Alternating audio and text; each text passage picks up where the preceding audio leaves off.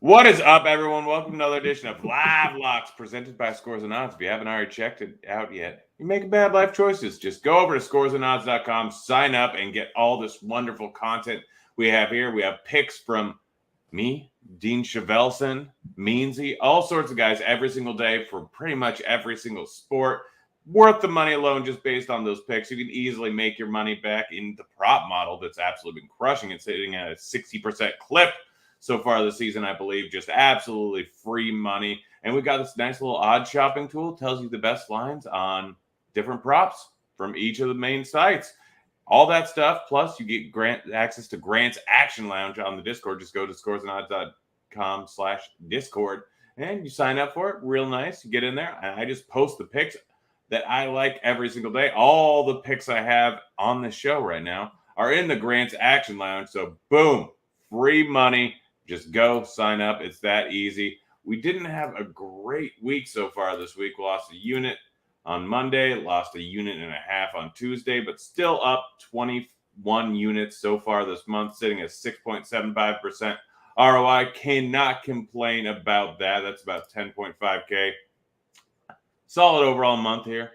I am joined by someone who is now super rich. Getting on the show on Monday, and no coincidence, pulls off a 27K. Dean Chevelson, how you doing over there, Dean Chevelson? I'm doing well. Yeah, I will say on Monday, and DFS correlation with our betting and all that kind of stuff.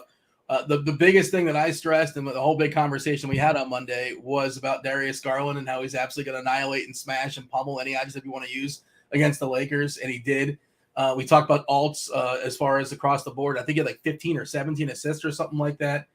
And you liked LeBron, and we talked about LeBron and Garland, and that was the key to my fantasy team. I know it's not a DFS show, but like you kind of referenced it, so I'll just throw it out there. There's obviously a correlation, a crossover, a Venn diagram of all the information, and that lineup took me home. LeBron is just insane. It's incredible. It's year 19. It's amazing what he. We are so spoiled by his greatness that we just don't acknowledge that. It's so good. He does it so often. But yeah, and it's just like, oh, his team's not winning. Well, he has absolutely. He is the team. Yeah, it's not his fault, man. He's Matt Damon. It is not his fault. Give him a hug. It's completely insane the terrible people that they have around him. But it's incredible what he's doing. And we might have another LeBron situation later on in the show. It's worth talking about. And I do want to say, by the way, you mentioned Meansy. We talked about this on pre-show. If you have Scores and Odds, Meansy would have told you 8 o'clock this morning. It was written up 8 o'clock this morning. Miami Heat -6.5, and I told you about an hour or two. I said, hey, the Heat's a good bet today because the Warriors are going to go ahead and rest some guys. It's a super obvious rest spot. Well, you would have got I think 3.5 points on that. If you had Scores and Odds, you would have went to your local book or your online book. You steer yourself 3.5 points because now it's Miami -10. Now that may change when Butler gets ruled out, which is really interesting because Miami might be like, well, you're resting guys. We're going to do it too. Who's currently questionable for what it's worth. But yeah, just wanted to get that out there and shout out to the Scores and Odds crew and Meansy, who wakes up like that dude. I go to bed like when he's waking up. I feel like that's how I have the night shift. He has the day shift. Yeah, no, we see it right here. Picked it, and yeah. NBA experts up 15 units in the last 30 days. Boom. Lots of free money there. But yeah, Meansy, he knows what he's doing. He knows that basketball. I've heard he's played basketball before, but can't be certain of that. Don't know if that's true. There's video footage of him, wearing a Duke uniform and hitting a three and everything. Yeah, number one 3-point shooting percentage player in NCAA history. 2 for 2. Minimum 2 attempts. Beat all those guys that had 1 attempt. Let's just go ahead and dive right into the slate here. First game, we got Charlotte versus the Knicks. I had a few bets yesterday. I still might end up hitting Burks over again. I might end up hitting Quickly over again. Had both of those yesterday. Both end up hitting. But the one bet I really do like here is Bridges over 18.5 points. I mean, we already know that it's unlikely that Randall is going to play. I think he's currently sitting at doubtful. Make it a little bit easier matchup for Bridges. Bridges has 20+ in 4 of the last 7 games. Averaging close to 25 during that time frame. You're getting it -113 when I got it earlier. I think it's saying at -120. I still don't mind it there. That's the main bet I have this game. Do you have anything here? I'm okay with that, but yeah, I think it's just worth doing. Yeah, it's a back-to-back for New York, and Randall's doubtful, and I don't know how much he's going to play the rest of the season at this point. Like, what is the point? New York, until I don't know if they've officially conceded. They're not going to make the playoffs. They're like 5 games behind the 10 spot there, the play-in nonsense. But we're gonna get a run back of last night, and I think the numbers have adjusted for guys like Burks, and Barrett's just gonna I think he's interesting for alt stuff, just the way they're running Barrett into the ground. But I'm fine with the Bridges on the Charlotte side, but otherwise everybody, as far as I can see, is just basically their numbers where it essentially should be. I don't see any drastic edges. I don't love this game. Yeah, it's actually funny. I think I prefer. I'm actually probably going to hit as soon as I cross that darn border. Still over in California, but I'm crossing the Arizona border today. I'm actually riding up Barrett under 26.5 points. Interesting. Yeah, it's at plus 100 over on Caesars. I think that's a very solid line there, to be honest. If you want to look at our projections currently right now, we're looking at 29.9 projected points for Barrett. Yeah, that's fine. It's a big old number. I know it's a big old number, but I don't really know if this game's going to stay close. I mean, Charlotte has a propensity to just annihilate guys. I mean, second in a back-to-back, if they're resting Randall, I know that they love playing Barrett 40 minutes and that they play him pretty much 40 minutes, 40-plus minutes every single night. Volume's been fantastic, but I mean, he's hit the under at this number in 4 of the last 6. I know Randall not being 5 of the last 7. Yeah, I get he could end up with 50, but he could legit end up with 50 points. But I think the more likely scenario is he ends up with the under. I'm throwing that on the board there. Let's move on to the next game, Atlanta versus Detroit. I don't have much in this game. I have Isaiah Stewart over 1.5 blocks plus steals. You can get it plus 140 over at Caesars. Just really simple. Like, he's hitting it at like a 50% clip, getting it plus 140. You take it. I mean, 2 blocks, 0, 1, 2, 1, 2, 2, 3. Like, he's hitting at a pretty decent clip, playing mid-30s minutes, low 30s minutes, mid-20s minutes, all over the place, I guess, outside of the game he got injured. But I think there's a spot where he ends up with over 1.5, and I mean, or hits it at 50% clip. So I'm taking it at plus 140. It's real simple. Caesars generally has some pretty awful lines when it comes to steals and blocks, and turnovers. So I hit a lot of lines over at Caesars whenever I can, and I'm in Arizona. But I ride up a lot of lines over at Caesars just because they're bad. But I also have Jeremy Grant over 1.5 turnovers. I think that's pretty solid there. Obviously, big ball handler. Atlanta, not really a great defense, but I mean, he's had 2 and 4 of the last 5 games. Might as well roll with it here. Yeah, my general thought with Detroit is that, like, they've talked about resting players down the stretch. They're in full tankathon. I think they're the second worst team right now in basketball as far as their record. So they're not really in the business of winning games. So that's why they wouldn't. I mean, they just got Grant back from rest tonight, so I don't know how much they would push Grant, right? Which is worth noting, like, as far as his minutes, but he should play, 31, 32, 33, something like that. We're projecting 34 for what it's worth. Atlanta on the other side, what's interesting is that they're playing on the back end of a back-to-back. They already ruled out Gallinari. Bogdanovich is questionable with his knee. He's been questionable for, multiple games now, playing through it for the most part. And then Trae Young, nothing. Like, I thought we were going to get a Trae Young rest day on the road. Atlanta basically, I don't want to say locked into that 10 spot. They're locked into the playoffs. Worst case scenario is a 10. They can creep up in Charlotte. We've seen him in double wraps as far as his knees. They can creep up on. So that's the thing with the playing game. They're 4 games behind the Raptors. They're 3 games behind the Nets. So, like, there is a drastic difference between the 10 seed or the 10 or 9 seed and the 8 or 7 seed. Drastic difference. You have to win 1 out of 2 games instead of 2 games in a row. So yeah, they're going for that 7 or 8 seed. Like, they're absolutely going. They are. With this game, though, like, again, they're resting 2 guys right out the gate. Well, 1 guy, and then Gallinari is just a straight rest, I believe. Of course, he's kind of old. He's an old 33. And again, I wouldn't be surprised. And Detroit is, they have no interest winning games. Although, like, in theory, this could be a good Cunningham spot if you want to, bet some alt stuff as far as scoring. And we've seen him get exorbitant amount of minutes of late. But we're down 9-10 games, depending on what team you are, how many you have left, and motivation is lacking for some sides. Some just want to hit that send button and get the season over with. But there's a lot of fragility to this game. Is kind of what I'm saying, and for that reason, I don't love anything. If that makes sense. Yeah, that's entirely fair. Let's move on to the next game. Then we got Sacramento going up against Indy. Tyrese Halliburton revenge game, which will they let him get the revenge though? Is the question. Huh? So will they let him get the revenge? Because Indiana, speaking of motivation, Indiana and Sacramento, they are right now jockeying for a position, for being terrible. I believe they're tied. Yeah, they both have 25 wins. So theoretically, both these teams want to lose, right? Sacramento, it's already been reported that they're going to shut down Fox and Sabonis for the rest of the season. I'm not sure if you saw that by a beat writer. Yeah, I mean it's not been reported that they are going to. It's just likely. It's going to happen, but it's not official, but it's going to happen. That's just how that goes, right?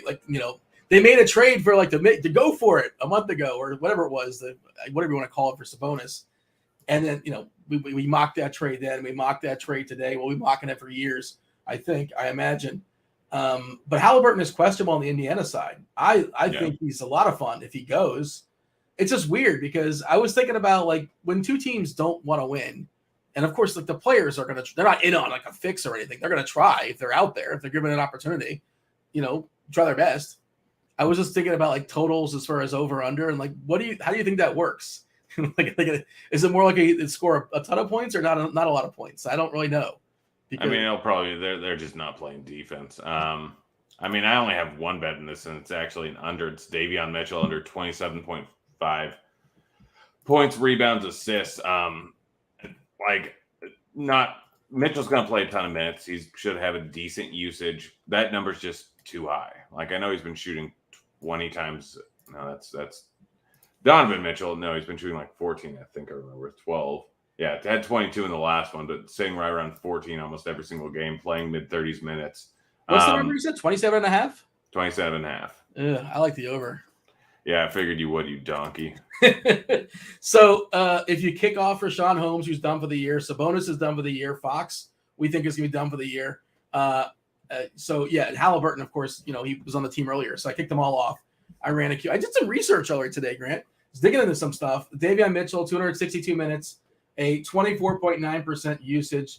That is a bump up of, 4.2%. DiVincenzo is another guy that gets a nice bump, but his sample size is really small, but I'd also suspect it is legit at 23, 24%. But Indiana is one of the worst teams defensively in the league. So I think Mitchell runs the show, and they want to see what they have in him in theory. They're going to give him a pile of minutes, and I think he's kind of good. We don't talk about if somebody's actually, they're all good to various degrees, obviously, but I think he's got some skill. So I like the over on that. That's entirely fair. I mean, we have our movie bet, I guess. There you go. We each owe each other a movie. No. I have to watch one for you, and I have to assign one to you. But go ahead. Yeah. But I mean, that's really all I have in this game. Again, there's not a ton of lines out for the Indy side because of Halliburton, and I think Isaiah Stewart's still questionable. So let's just move on to the next game. I've got a few more bets in this one. Utah, Boston. Marcus Smart over 0.5 blocks. I don't know why I keep betting this, but they're not moving the line, and it's sitting at plus 240. And that just seems a little bit off to me. I mean, I know he hasn't had many blocks, 2 over the last 7 games, but he's still averaging 0.3 on the season per game. It just, anytime I get that big of a line on that, something with a guy averaging that many blocks, I just roll with it. It's that simple, but I really like Jason Tatum under 29.5 points. He's been shooting very well from beyond the arc recently. So, and it's simple. It's just too high of a line. That's it. It's too high of a line. He's only putting up 20 shot attempts again. I know he's been pretty big number. I agree with you. Yeah, but 11 for 19 and 11 for 17 over the last 2 games, 5 for 11 and 6 for 10 from beyond the arc. It's too high of a number. 30 is possible, but it's like a 45% percentile outcome. So or 55, whatever it is, outcome. So I'm just rolling with the under there, but that's really all I've got in this game. Yeah, Boston also worth noting. You mentioned Marcus Smart. Like, he's back from his illness. Williams can be back from his knee. I think the knee thing was just like a rest in disguise versus OKC. So Boston should be fully healthy. Utah kind of sort of fraudulent defensively as far as their reputation. Like, they're not terrible, but they're not as good as you might assume. But I don't really have anything in this game. It's a general thought. And I agree with you. I would lean under if you're going to ask me to pick as far as Tatum. It's kind of a big number. So I got nothing else. We can move on. All right. Good game. I've got quite a few bets in this one. Brooklyn going up against Memphis. Ja still out. Kyrie playing in this one because it is a road game here. I got a lot of Triple J bets. Jaren Jackson Jr. over 1.5 turnovers without Ja in the game. Last 2 games, he's had 3 and 4 turnovers, getting at plus 130 odds over on Caesars. Just a silly number. Jaren Jackson Jr. over 1.5 3-pointers, sitting at plus 116 over on FanDuel. He's hit that in 5 of the last 6 games. And then I have Kyrie Irving over 26.5 points, which I bet pretty much every single time he's on the floor. And then Jaren Jackson Jr. over 16.5 points. I mean, Ja being out there again, big increase to usage. I'm trying to see, what is Bane's line? 20.5 is about right. The Triple J thing is so weird because like his minutes are just, they're so all over the place and they're almost always less than you want them to be. Yeah. Like there's been some blowouts and there's been some foul trouble of late, right?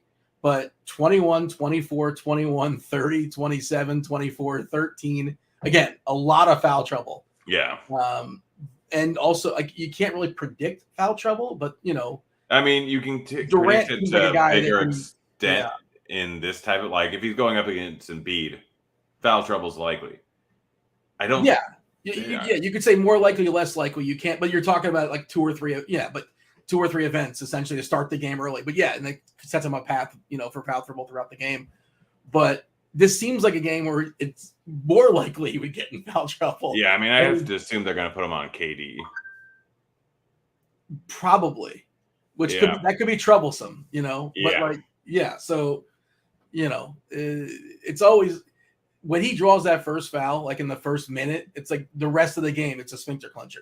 You're fighting the clock the whole time, you know. And also, like, even when he's not in foul trouble, sometimes they only play him like 28 minutes because they like to play a lot of dudes.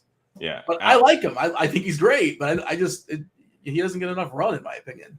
Alex asking if Bone Dog and Fox are a lock. Fox isn't playing. Fox isn't playing, and is Bone Dog? You said Bone Dog? I'm guessing Bones Highland. He's not on the slate, so it's a lock that he's not going to play. Yeah, they're both going to go under, but under what though? Where's the number? Yeah, it doesn't matter what they are. They'll be under. It'll be their draw unless it's at negative 0.5. Yeah, no, those aren't bets today. Is that a question from like a week ago? It's from this morning. I don't understand it, but okay. Yeah, let's move on. Do you have any other bets in this game? I don't have a lot. You know, any thoughts on Bane 20.5 points? I'm okay with it. Yeah, like obviously the absence of Ja, everybody kind of elevates around it as far as the usage. You know, Tyus Jones is going to do his thing. You know, in DFS, he's going to be heavily popular today. Yeah. But the number on Jones, I glanced. I don't have it in front of me, but I think it was basically correct. I'm going to add Bane to. I'm okay with it though. Yeah, I mean, Bane's saying 20.5 at minus 105 over on DK Caesars. Bane over 20.5 points. Yeah, it's going to be, I'm going to, after the show, I'm heading straight over to Arizona and staying in a nice little resort. The perks of being a Caesars VIP. Do you want to stay where you're saying, like precisely, or you don't want the stalkers? I'm fine with that. I'm saying over at Harrah's Auction. Let's look it up here. Let's look at where I'm staying. What city in Phoenix? I mean, is it Phoenix? Is it what city in Arizona or Stockton? It's south of Phoenix. Okay. Yeah. And you're getting some golf in, I assume. I know Phoenix has got like hundreds of golf. Look at that pool with a swim up bar. That's my biggest thing. I love a pool with a swim up bar. That's pretty. We got to get a shot of this on Twitter later today to confirm. Yeah, maybe I'll do the show from the pool tomorrow. Look at that bathtub. Look at Are that we sponsored bathtub. by the Hyatts or whatever this is? Harris? No, I mean it's a Caesars resort. So look at that trashy casino. Look at that lemon. Look at that. That's a good lemon. But yeah, this pool is the main reason. You don't get those lemons in the Holiday Inn. Huh? You wouldn't find a lemon like that in the Holiday Inn. No, the Holiday Inn's got trash lemons. Just trash. But yeah, let's see. I wonder if I can bring my computer down here and do the show from there. They probably got some Wi-Fi going. I imagine they could splurge for the Wi-Fi. Yeah, let's make it happen. Yeah. No, we'll see. We'll see what I decide there. But yeah, just adding Bane there. Hit the Bane over. Gosh, I love me some Desmond Bane. I wonder what his 3-point line is. I'm guessing probably sitting at 2.5. But you never know what the juice is going to be. 2.5 minus 146. You can find it at FanDuel. I don't mind that. I mean, looking at it, he's hit that in 4 straight. 5 of the last. Yeah, I'm actually adding that. I wonder what is. I'm not going to bother with the alt line. So Desmond Bane over 2.5 threes. What is that? 146 times 4 is roughly 600 minus 16. So 5.9. No. Gosh, 584, and to win 900. That sounds about right. No, win 1,000. Yep. FanDuel NBA 2, 3. 3/23. This is the joys of not actually making the bets while I'm doing the show on a different screen because I don't know what. Yes, I am a Bane groupie. I own so many Bane Top Shots that you spent hundreds of American dollars, I believe. I spent thousands of American dollars on Desmond Bane. Yeah, let's see. Let's see what I actually own here.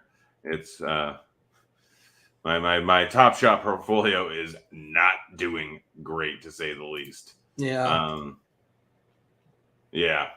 Let's just move on to the next game here while that loads. Next game is Golden State versus Miami. There's like no lines out for this, so no, there is some stuff actually. Jordan Poole 24.5 over under as far as points. Like, are they just gonna let him go? Obviously, the matchup against Miami is not great. Worth noting, if you're not aware, like Curry's out, Draymond's out, Clay is out. I have not ran a court IQ on that, but my brain says that Poole's going to take a ton of shots. Miami, again, not the most appealing of matchups, but Miami also could be hindered as well. Well, Gabe Vincent, we know, is out. Doesn't matter a ton. Martin, Oladipo, Hero, and Butler, all 4 currently questionable. And I think they were kind of sort of waiting for Golden State to kind of make the first move. I think. I don't know. Because it was such a clear and obvious rest spot for Golden State back-to-back in the Florida trip. But if they just let Poole have a good time out there, I think he can have some interesting alts. Why can't he score 30+ points in this game? If they are competing and they're down, 10-point dogs, obviously. But this could be, yeah. I have 7 Bane rookie moments. Yeah, that are down about. I paid close to $3,000 for and are down $500. No, that's disappointing. Is there any Top Shot that's consistent? Because my Top Shots, I kind of eyeballing it, and I don't have any sort of big investments in them. Individually, I have just a big collection, I guess. But it's not doing great, right? That's my understanding. Yeah, I mean they flood the market. It's just a terrible way to do things. I'm basically I'm targeting rookie moments because those are the only ones I feel could keep value. But I mean, even they keep flooding the market with more rookie moments. Like Bane, rookie moments are the ones that I invested in because Bane's going to be great. Bane is great. And I think he was undervalued at the time. They've ended up flooding the market with a whole bunch of second-year moments, a bunch of them, which probably crashed it. But I think long run, there's only 4,500 rookie moments that'll ever be minted for Bane. So that's why I kind of went very heavy on that because Do you think if Memphis makes a run in the playoffs, like always, like people would care, and then like top shots would kind of coincide with it? I mean, it wouldn't surprise me. But the main thing is that the way that it works, like the main thing they'll do is the championship banner or whatever tag, whatever it is. But like Bane, I'm kind of playing on if he stays in Memphis, him and Ja can pretty much be Curry and Clay. Like my assumption is they're going to be a big two. Yeah. I mean, that's a big leap, but I hear what you're saying. Like something. Yeah, no, I mean, it's real. That's kind of what Bane's ceiling is. It's Paul George or Klay Thompson. I mean, Bane's one of the best 3-point shooters in the league. He's good defensively. He can actually handle the ball a decent amount. But I think Bane could shoot through the roof if he gets traded. Like he can be a number one. He can absolutely be a number one in my opinion. I mean, on a bad team, on a good team, like he's a mediocre team. I like Bane. But number one. Like, I mean, he's got like top 12 player in the league ceiling. That's his ceiling. I think his ceiling is top 10. But yeah, like I think if he goes to, he can put up 30 points a game if he goes to a team where he can eat up a lot of usage. Like I'm trying to think who's like if he was on Sacramento, he could score 30 points a night, and if he was on Sacramento, he definitely 30 and could. 52 or whatever. I mean, you know what team he'd fit perfectly on is the Lakers. Oh yeah, that's a good call. Yeah, he would literally be like the biggest possible bump for the Lakers outside of a superstar. He'd be better than Davis possible. I mean, Davis, I thought Davis was. Yeah, who knows what that is at this point? That's just so terrible. Yeah, but enough of that. Let's move on to the next game. I mean, you said you like Poole. What's Poole's line? Well, I think it's interesting because, like, especially his alt stuff, you get 2.5 to 1 and like 30 points, and there's a shot. He's got a shot. He's got to, because again, if this game is close, and they're probably going to let him go and have a good time, and maybe he puts up 25 to 30 shots. Yeah.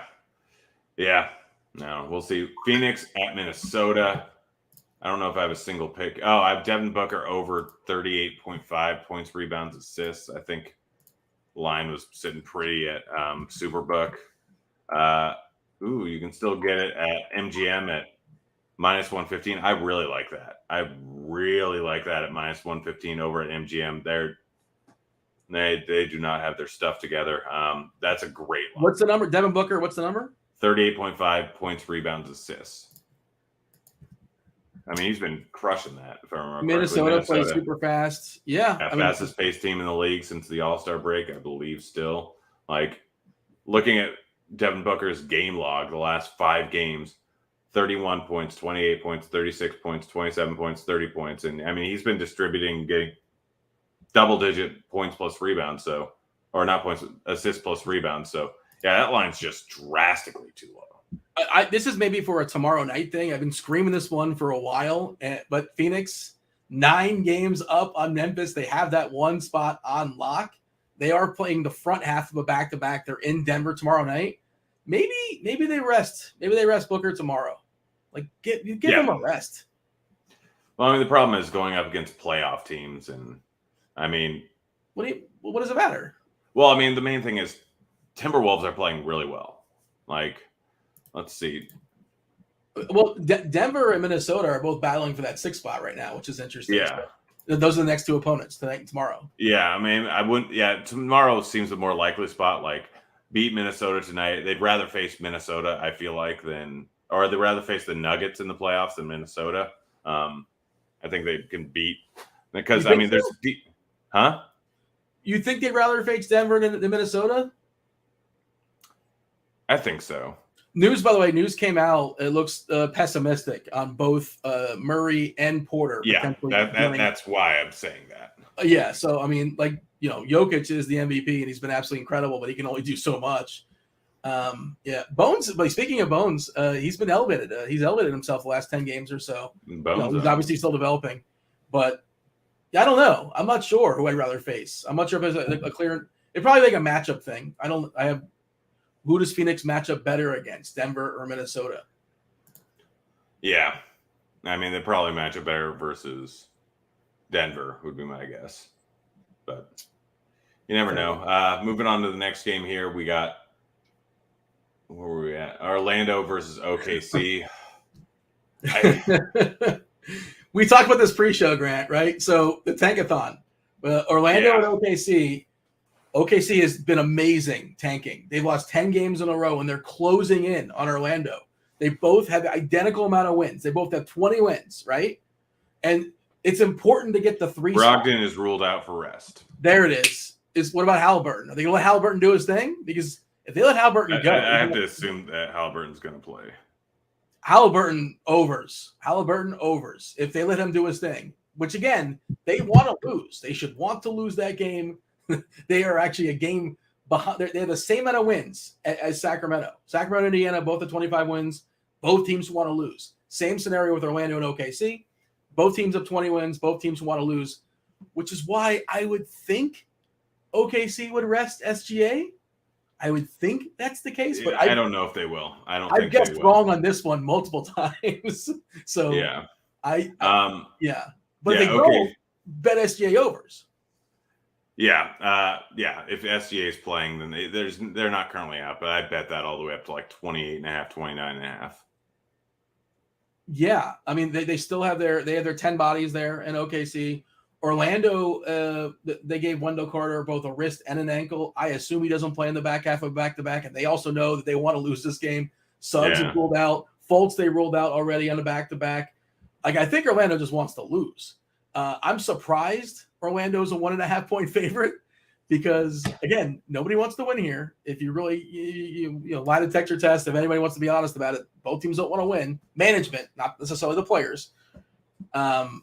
But I feel like OKC should be like, I don't know if they've been favored, how many games they've been favored for this game, and Orlando's not good, and they're without their better players. I don't know. It's just, do you have a thought on that?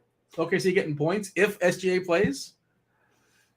I mean, I'd take Orlando. Okay. Is there an official line in that? I'm just looking at team totals. Is that exactly minus 1.5? Orlando's favored by 1.5. I think that's not a great line. I think they should be favored by 3. Okay. Like they're both bad teams, but yeah, fair enough. If SGA doesn't play, obviously, I would feel much less. I would not like the OKC side. Yeah. Well, let's move on to the next game. We got Houston going up against Dallas. I ain't got anything in this. Oh, this is the game. This is the game, Grant. Luka Doncic being out. I ran a court IQ. I kept it up. So you have the nut matchup against Houston's horrific defense. You have Luka Doncic being out. Do me a favor, pull up the overs on Brunson and just the Dallas points over. Actually, yeah, that Dinwiddie over is juicy. It's sitting at minus 108 juice.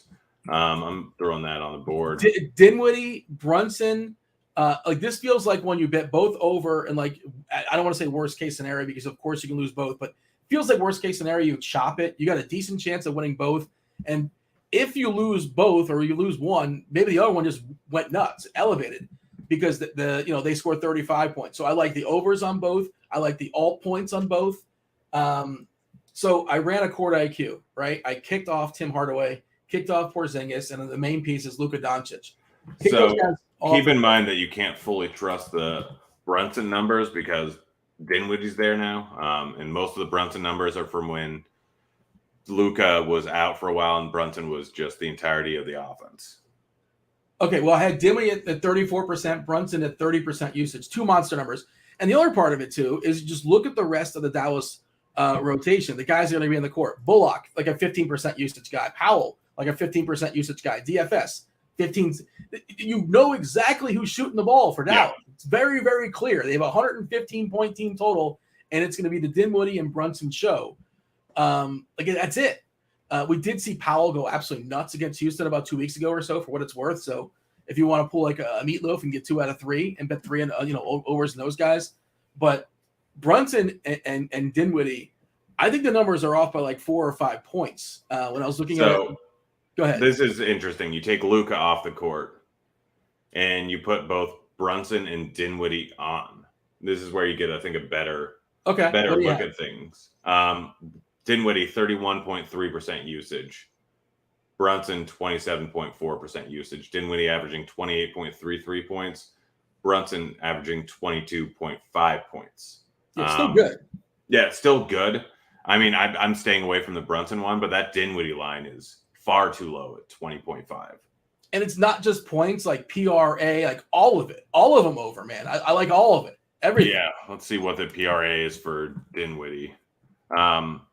This is saying at 32.5. I'd rather just hit the points and hit the alt over on the points. Like, let's see what FanDuel has Dinwiddie alt overs at, because I think he can go for 30 plus here. Absolutely. I mean, it's going up against the Rockets, obviously a great matchup. Again, I don't have a problem with Brunson, but I think Dinwiddie is the drastically better play in my opinion.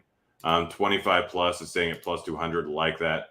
30 plus is sitting at plus 560, like that. If you want to go Dinwiddie for 35 plus at plus 1800, don't mind that either. I'm probably have a good time. Yeah, I'm hitting him as soon as I cross the board. I wonder if they'll limit me less in Arizona. But okay, so look, by the way, I was looking at this an hour ago, like an hour before the show, when I was doing some research for this, and the numbers are at 19.5. Now Brunson's at 20.5, and Dinwiddie's at 9. They've already been moving, but Brunson and Dinwiddie are each 20.5 on FanDuel. If you trust our projections, if you have RG Premium, you'll get projections specifically for each category as well, for points, rebounds, assists, all that good stuff.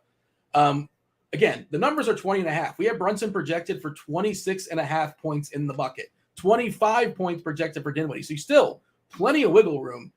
I would be shocked if like one of these guys, if both of them fail. I'd be shocked if both fail. Is Brunson really seeing at plus 105 over at Caesars? That might not be. This is like Smash City. Like, I feel so good about this. Okay, yeah.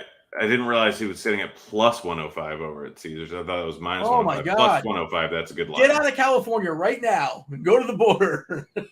Trust me, as soon as this show's over with, I'm going over to the border. I'm leaving right afterwards.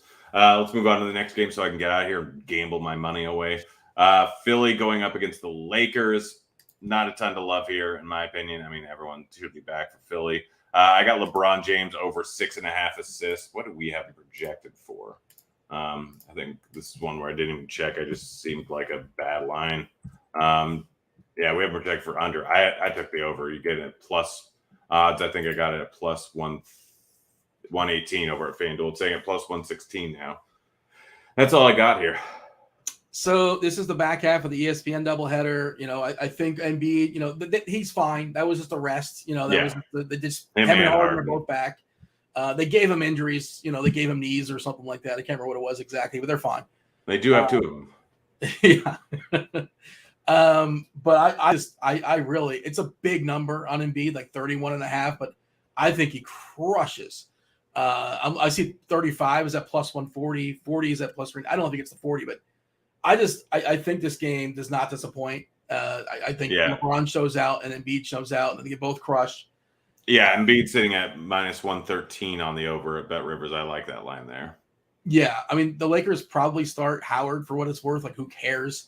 Yeah, it's again, it's a big old number, but I just don't see the Lakers slowing down Embiid. And again, Embiid, he's very media savvy. He's very Twitter savvy. He knows more eyeballs we watching tonight. The Lakers somehow are on every single primetime game. A rated TV, MA. Don't let your kids watch. But yeah, I like him. I like Embiid overs. I think LeBron keeps up with him, and it's a lot of fun. It's a lot of some weird stuff happening in basketball. It's not necessarily the cleanest basketball game because the Lakers are involved, but yeah, I like Embiid to crush tonight. All right, I like that call. Let's move on to the last game. San Antonio going up against Portland. Not a lot to love here. I got Watford over 1.5 turnovers. I think he's had in 2 of the last 3 games, if I remember correctly. I mean, he's a guy that is going to play 30 minutes in a blowout regardless. So they're giving him minutes, especially in a game that stays close. Yeah, hit it in 2 in the last 3. San Antonio's a fast-paced team. There's going to be points. There's going to be turnovers. That's the only bet I got. Do you have anything in this? I love DeJounte Murray. I think he crushes. I like his overs on points. I like his overs on assists. We know how horrific Portland is defensively. DeJounte Murray over 42.5 points, staying at minus 115 on MGM. I'll probably hit that. You say 42 or 22? 42. Wait, What is it? Points, rebounds, assists. Oh, okay. His points line is saying at 24.5 minus 115 over on MGM. It's fine. I don't think that offers a ton of value, but the points, rebounds, assists is pretty solid. Looking at assists, minus 130. Oh, hit it over on Barstool, Bet Rivers. Murray overs. Murray's going to have an awesome, awesome game tonight. He's just going to crush this team. Yeah, I mean, I'm just looking at him right now. Yeah, the main two overs are the overs on assists at Bet Rivers at minus 113 to get double-digit assists, and then the over point rebounds assists. Those are the two best lines.